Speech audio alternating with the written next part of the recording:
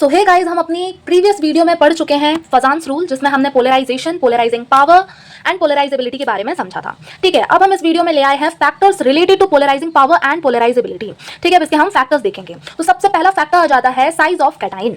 ठीक है, तो एक छोटा सा क्विक एक्सप्लेनेशन दे देती हूँ फजान्स रूल का। तो देखो, हमारे पास होता क्या है, यहाँ पे लिख दे रही हूँ कि एक होता है हमारे पास पॉजिटिव चार्ज और एक होता है नेगेटिव चार्ज। ठीक है, तो जो नेगेटिव चार्ज होता है थोड़ा सा बड़ा साइज का होता है in comparison to positive charge. अब होता कुछ ऐसा है, जो पॉजिटिव है वो नेगेटिव को अपनी तरफ खींचता है। ठीक है, और जो नेगेटिव है वो खींचा चला जाता है पॉजिटिव की तरफ। ठीक है, तो होता कुछ ऐसा है, जो एनायन है ना, इसका जो छोटा सा न्यूक्लियस बचता है वो एक साइड आ जाता है, और जो नेगेटिव वाले हैं वो पॉजिटिव की तरफ अट्रैक्ट होते हैं, तो वो इस साइड आ जाते हैं। ठीक है, इस साइड आ जाते हैं, जिसकी वजह से इसका जो शेप है वो चेंज हो जाता है। ठीक है, क्या हो जाता है, शेप चेंज हो जाता है, और इसमें पार्शियली नेगेटिव चार्ज और पार्शियली पॉजिटिव चार्ज चढ़ जाता है। ठीक है, और वही सेम चीज, मतलब शेप चेंज होने वाली चीज कैटायन में भी होती है, लेकिन कैटायन छोटा होता है तो इतना कम शेप चेंज होता है, बिल्कुल नेग्लिजिबल काइंड ऑफ, कि हम पहचान ही नहीं पाते कि इसका शेप चेंज हुआ भी है या नहीं। तो जो डिफॉर्मेशन है वो हमें एनायन में देखने को मिलता है, इसलिए हम एनायन में देखते हैं।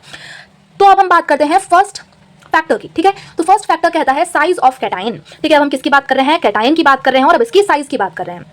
तो हम देखते हैं कि जितना ज्यादा छोटा साइज उतना ही ज्यादा क्या होगा, पोलराइजेबल होगा। ठीक है, smaller the size more is the polarisable. कैसे होगा वो देख लेते हैं। अगर छोटा हुआ तो, ठीक है, जैसे कि हमने देखा कि अगर साइज छोटा होगा तो क्या होगा, ये पोलराइजेबल होगा। तो अगर साइज छोटा हुआ तो क्यों होगा पोलराइजेबल, वो देखते हैं। तो ये क्या करेगा, इजिली पुल करेगा इलेक्ट्रॉन को अपनी तरफ। यही तो चाहते हैं ना हम पोलराइजेबल होने के लिए, कि ये एनायन को अपनी तरफ पुल करे, और जितना ज्यादा पुल करेगा वो उतना ज्यादा पोलराइजेबल होगा। तो वही सेम चीज हम यहाँ पे भी देख रहे हैं कि अगर साइज छोटा होगा तो ये क्या करेगा, इजिली पुल करेगा इलेक्ट्रॉन को। ठीक है, जिससे क्या होगा, हाई पोलराइजिंग पावर होगी और हाई कोवेलेंट करेक्टर होगा। जितना ज्यादा पोलराइजेबल उतना ज्यादा covalent character in ionic bond. Okay, और वहीं पे हम देखते हैं कि अगर साइज छोटा ना होकर बड़ा होगा तो ये पोलराइजेबल नहीं होगा। क्यों नहीं होगा, क्योंकि इजीली इलेक्ट्रॉन्स को पुल नहीं कर पाएगा। ठीक है, और पोलराइजिंग पावर लो होगी और कोवेलेंट करेक्टर भी लेस होगा। अब हम बात करते हैं सेकंड फैक्टर की, जो कि कहता है साइज ऑफ एनायन। अभी हमने साइज ऑफ कैटायन देखा, अब हम एनायन की साइज की बात कर लेते हैं, मतलब कि इसकी साइज की बात। ठीक है, तो अगर छोटा साइज होगा, ठीक है, अगर छोटा साइज होगा, देखो एक चीज ध्यान रखना है, अगर फजान्स रूल है, अगर पोलराइजेशन की बात आ रही है, पोलराइजेबल की बात आ रही है, तो हम यही देखेंगे कि कैटायन छोटा होना चाहिए और जो एनायन है वो बड़ा होना चाहिए। ठीक है,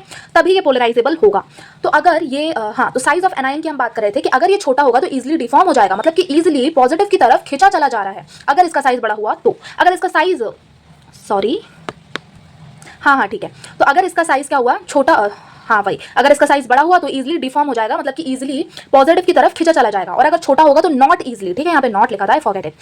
फिर आ जाता है, अगर छोटा साइज होगा तो स्मॉल पोलराइजेबिलिटी होगी, मतलब कि नहीं खिंच पाएगा इतना ज्यादा पॉजिटिव की तरफ। लार्जर होगा तो भाई खिंचा चला जाएगा।